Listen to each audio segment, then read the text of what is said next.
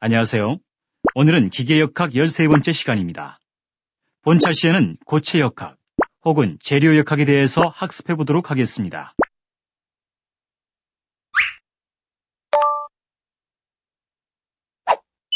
자네 무슨 일이 있나? 얼굴색이 좋지 않은데. 아유, 차가 움직이지를 않아서 공업사에 갔더니 엔진에서 연결하는 무언가가 찌그러졌다고 교체해야 된다는 거야. 그 비용이 만만치 않구만. 아, 엔진을 연결하는 커넥팅 로드가 피스톤 운동에 의해서 응력을 많이 받아서 변형이 되었구만. 또 어려운 전문 용어 쓴다. 알기 쉽게 설명해 주게나. 그럼세. 나를 따라오게나.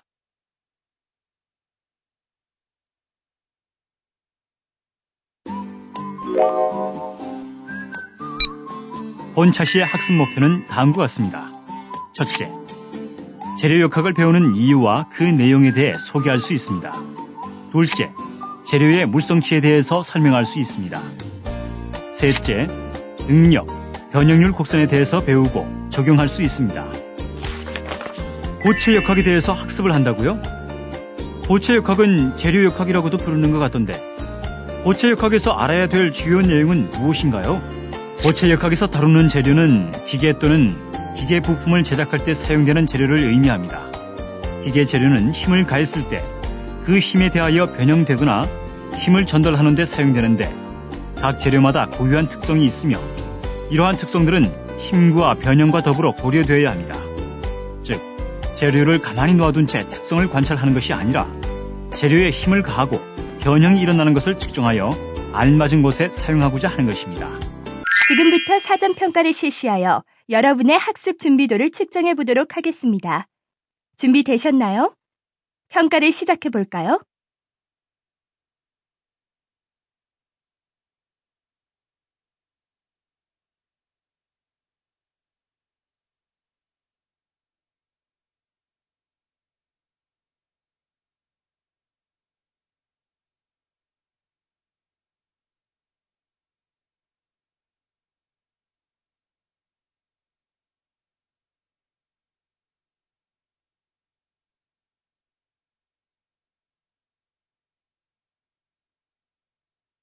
당신은 학습하실 준비가 되었습니다.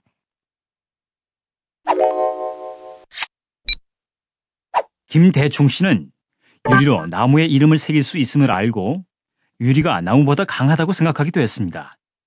그리고 강한 것으로 약한 것을 부러뜨릴 수 있다고 생각하여 유리로 나무를 내리쳤으나 유리가 부서져 버렸습니다.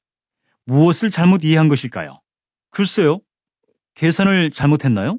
김대충 씨는 이번 철시에서 배울 경도와 강도에 대하여 제대로 이해하지 못하고 있습니다.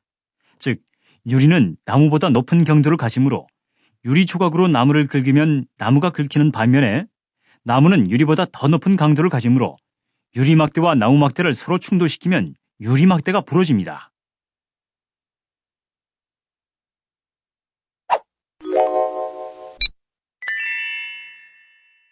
재료역학의 기본 원리. 고체역학에서는 재료가 경험하게 되는 두 가지 서로 다른 형상의 이동에 대해서 다루게 됩니다. 또 하나는 시간 경과와 함께 생기는 전체적인 위치 변화이고 다른 하나는 형상의 국부적 찌그러짐입니다. 예를 들어볼까요? 자동차 엔진의 연결봉은 한쪽 끝에서 상하 왕복 운동을, 다른 끝에서는 원운동을 하지만 전체적으로는 복잡한 운동을 하면서 형상의 미소 변화를 일으킵니다. 다시 말해서 피스톤이 왕복 운동을 할 때 인장, 압축 변형이 교대로 발생하게 되며 그 결과로 변형이 생깁니다. 고체역학에서는 주로 이렇게 변형이 생기는 문제들을 다루게 됩니다. 그리고 이러한 변형은 1차 시에서 배운 뉴턴의 힘에 의해 생기게 됩니다.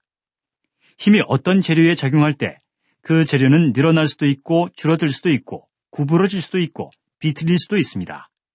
각각의 경우에 대하여 다음에 좀 더 자세히 알아보겠습니다.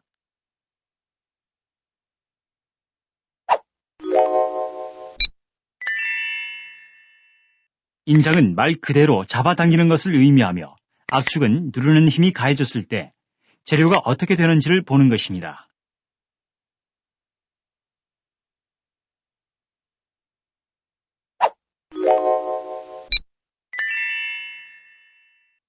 재료에 힘이 가해질 때 여러 가지 형태로 재료를 변형시키게 됩니다. 앞서서 인장과 압축에 대하여 배웠으며 나머지 두 가지 경우인 구부리기와 비틀기에 대해서 설명하겠습니다. 구부리기와 비틀기는 재료에 모멘트가 작용할 때 발생하는데 재료의 길이에 수직 방향으로 모멘트가 작용할 때 재료는 구부러지게 되고 반면에 수직 방향으로 작용할 때 비틀어지게 되는 것입니다. 긴 막대기를 손에 들고 양쪽 끝을 아래로 잡아당기면 어떻게 되나요? 막대기가 구부러지게 됨을 알 수 있습니다. 이번에 막대기를 비틀어 보면 재료가 비틀린 모멘트를 받게 됨을 볼 수 있습니다.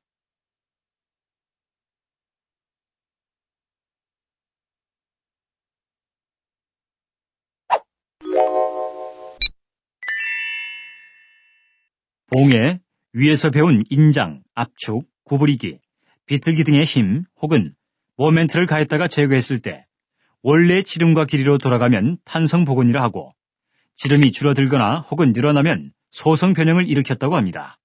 탄성복원에 대한 이론으로 카스티글리아노의 정리를 간략히 소개하고자 합니다. 만약 어떤 재료에 외부의 힘이 작용하여 일을 할 때 그 재료 내부에 가해진 일량이 에너지로 저장될 수 있다면 이 재료는 적당한 조건이 충족되었을 때 내부에 저장된 에너지가 거꾸로 외부의 일량으로 작용하게 됩니다. 이것이 탄성복원의 원리입니다. 예를 들어 스프링에 힘을 가하여 당겼다 놓았을 때 스프링이 원래의 상태로 돌아가기 전에 왕복 운동을 함을 쉽게 볼 수 있습니다.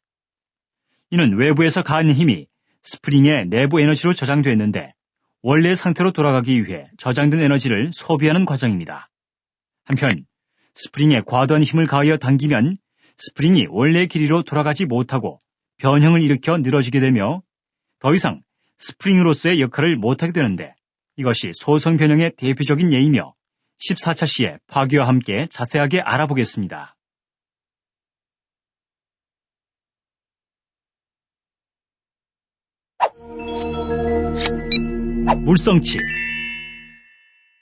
물성치. 물성치란 무엇일까요? 물성치란 어떤 물체가 가지는 고유한 값을 말합니다. 물성치는 온도나 압력에 따라 달라지기도 하며 이때 달라지는 경향도 물체마다 고유한 특성을 가지게 됩니다.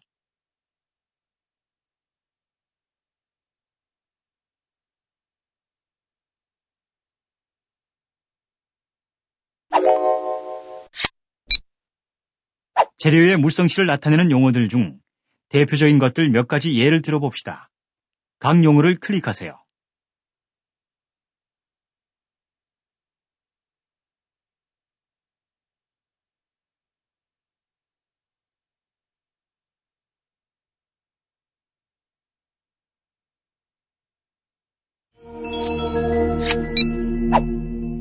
어떤 재료에 힘을 가할 때 이를 하중 혹은 모멘트로 나타냄을 설명드렸습니다.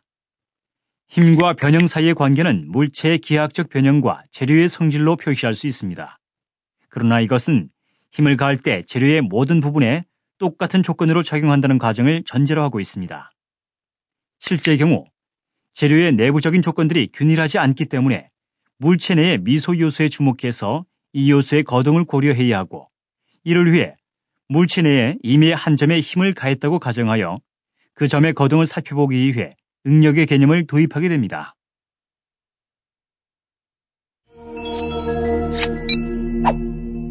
응력이란 무엇일까요? 간단히 말해서 어떤 재료의 단면에 분포되어 있는 힘을 말합니다. 봉의 경우를 예로 들면 최초 단면에 작용하는 힘을 단위 면적으로 나눈 것을 말합니다. 시그마라고 쓰며 힘 나누기 면적으로 나타낼 수 있습니다. 즉 다음과 같이 표현할 수 있으며 시그마가 0보다 크면 인장이 되고 0보다 작으면 압축이 됩니다.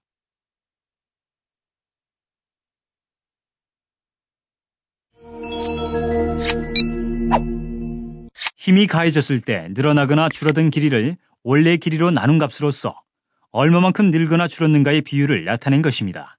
이는 고체 혹은 재료에 힘 혹은 응력을 가했을 때 재료가 어떻게 변화하는가를 나타내는 한 방법입니다. 엡실론으로 쓰며 엡실론은 L분의 델타 L로 표현할 수 있습니다.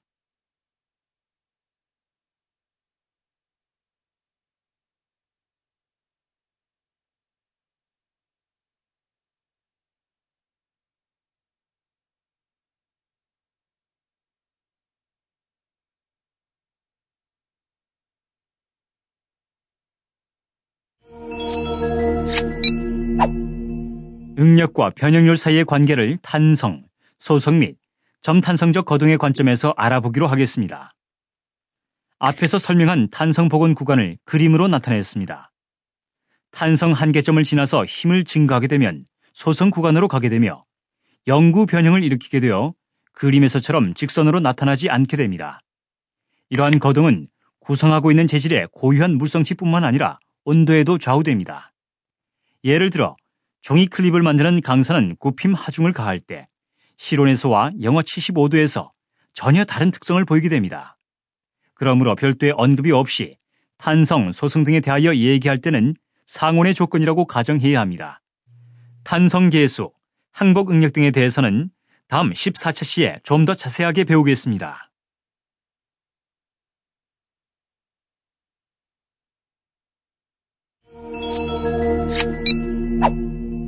물체 표면에 생기는 접촉 응력을 포함하는 소수의 경우를 제외하고 응력을 직접 측정하기란 불가능하다는 것을 짚고 넘어가겠습니다. 그래서 실제 현장에서는 물체 여러 위치에서 변형률을 측정하고 이를 이용하여 응력, 변형률 사이의 정량적 관계로부터 대응하는 값을 계산해내게 됩니다. 변형률을 측정하는 대표적인 방법으로 광탄성법, 취성피복법, 스트레인 게이지법 등이 있으며 이 중 가장 널리 사용되는 스트레인 게이지법에 대해서만 간단히 언급하겠습니다. 스트레인 게이지는 측정 소재의 특성을 이용하여 변형률을 구하는 것으로서 재료가 응력을 받아 기계적인 변형을 일으킬 때 비례하여 전기 저항의 변화를 일으키게 되는 소재를 사용하여 변형률을 재는 방법입니다.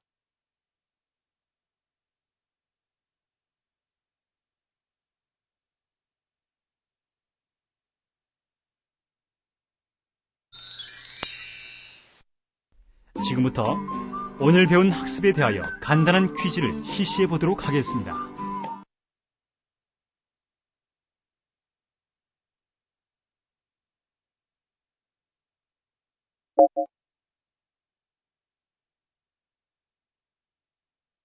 딩동댕, 정답입니다. 정답은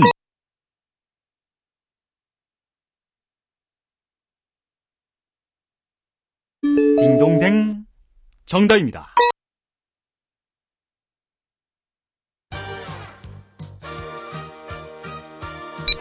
물체에 작용하는 인장, 압축, 비틀기, 구부리기의 형태와 그 변형률은 기계를 설계 제작하는 데 많은 도움이 되겠네요. 재료 역학은 기계 혹은 기계 부품을 설계 제작할 때 꼭 필요한 지식으로서 선택한 재료의 파괴 한도 등에 대해서 고려하여 설계, 제작해야 합니다. 본차 시의 학습 내용을 다시 한번 돌이켜보면 응력은 단위 면적당 작용하는 힘을 나타낸 것으로서 인장, 압축, 비틀기, 구부리기 등의 여러 가지 형태의 응력이 재료에 가해질 수 있습니다. 응력이 가해질 때 재료가 늘거나 줄어드는 등의 변화가 생길 때 원래 길이에 대한 비율을 변형률이라고 합니다. 응력과 변형률이 비례하는 구간을 탄성 구간이라고 하고 그 기울기를 탄성 계수로 합니다. 탄성 구간에서는 가해진 응력을 제거하면 원래의 형태로 돌아오게 됨을 기억해 두시기 바랍니다.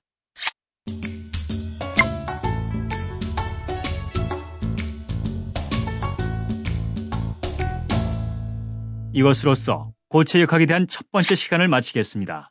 다음 시간에도 이번 시간에 이어서 고체 역학에 대한 두 번째 시간으로 탄성과 소성 변형, 항복 응력과 피로 파괴, 스프링 법칙과 실제 응용에 대하여 학습하도록 하겠습니다.